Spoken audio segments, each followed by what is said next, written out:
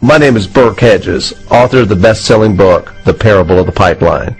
I open my book with a story about Pablo and Bruno, who take two very different paths in their quest for financial independence. What you're about to see is the delightful animated story of their adventure. So, sit back, relax, and enjoy the life-changing lessons in The Parable of the Pipeline.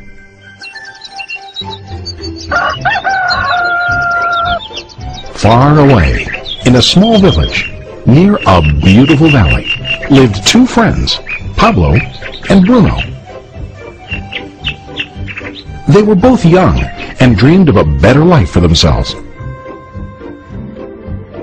They'd often discussed their dreams about how they would become the most successful men in the village. They weren't afraid of hard work, and they searched for opportunities to help realize their goals and achieve their dreams. One day, an opportunity presented itself.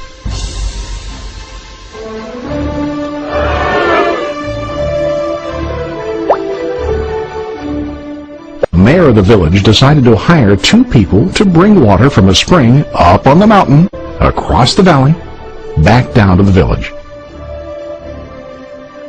They were to be paid based on the amount of water delivered to the village. Bruno and Pablo enthusiastically got to work. Every day, from morning till evening, they carried buckets to and from the spring. They worked hard, carrying water to the village. In the evening, they'd return home with their day's wages.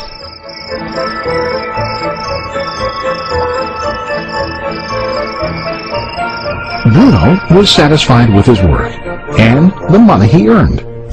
He was sure that with this work he could achieve his dreams. Bruno thought that to increase his wages he could use bigger buckets to bring more water each trip. He believed with a larger income he would soon be able to buy a cow and the house that he dreamed about.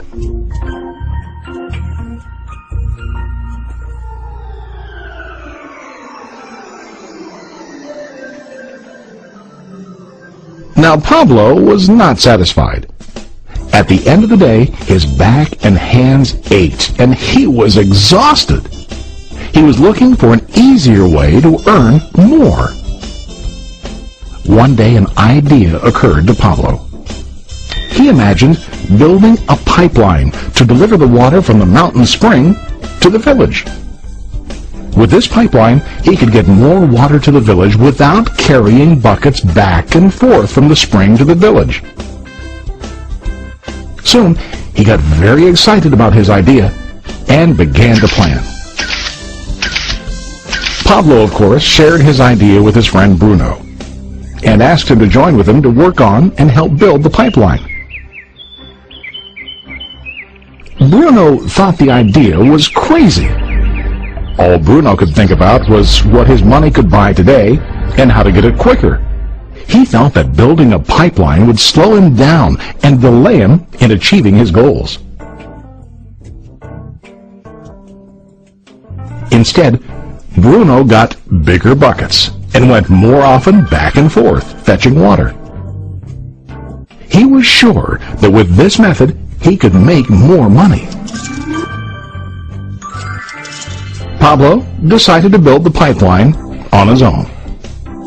He understood that it would not be easy to build, and it would take time to complete the pipeline. Pablo knew that it could take several years to finish, but he set his mind on his goal. Every day he worked and carried water like before. But on weekends and during his spare time, he worked hard to dig in the rocky soil and build his pipeline. In the first month, there was little to show for his work.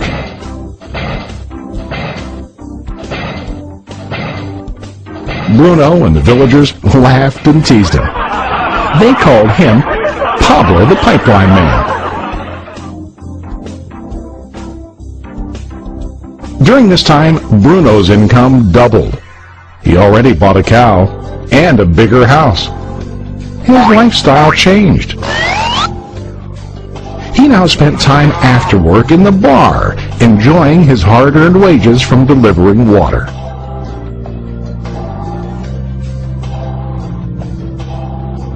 What Bruno didn't realize was that his body was starting to stoop from carrying heavy buckets every day.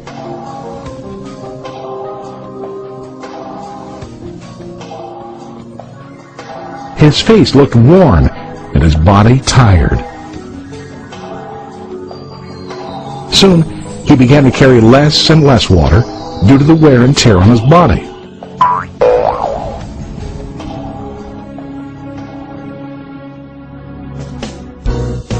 Month after month, Pablo worked. Soon a year passed, and then a second year. Finally, Pablo finished his pipeline. He now used his pipeline to deliver water to the village instead of carrying buckets. Pablo was now earning more money than ever before. The water continued flowing to the village, while Pablo wasn't working. While he slept and ate, the water flowed.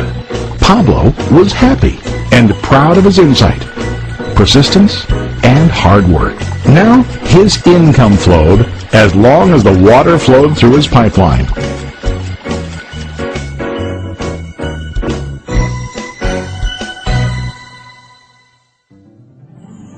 The story of Bruno and Pablo is a reflection of life. Their jobs symbolize what most people do to earn money.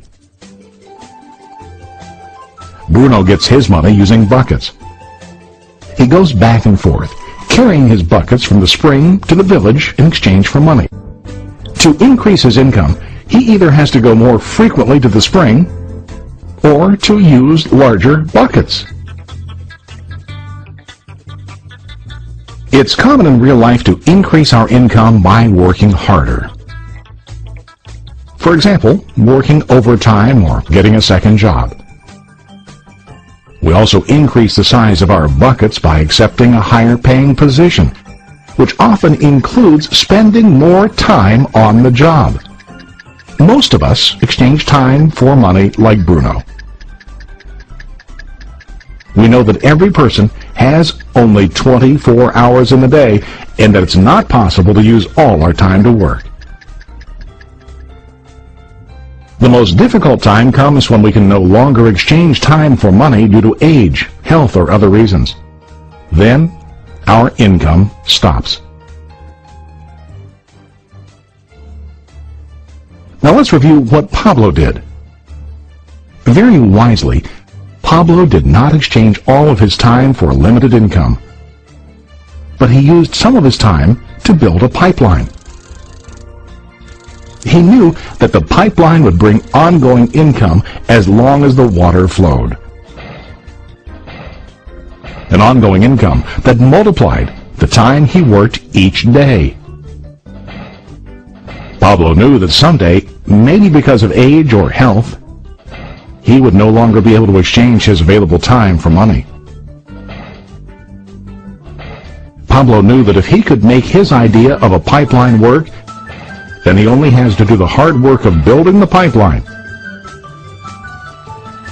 After the pipeline was completed, Pablo was able to monitor and maintain the flow of water to ensure that his income will continue. Pablo has shown us that to earn an income, we don't always have to directly exchange time for money. There really are better ways. How about you? Are you still like Bruno, who directly exchanges time for money? Or do you want to be like Pablo, building and maintaining a pipeline for ongoing income?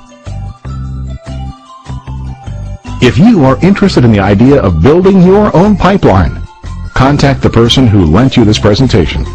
You can start building your pipeline today.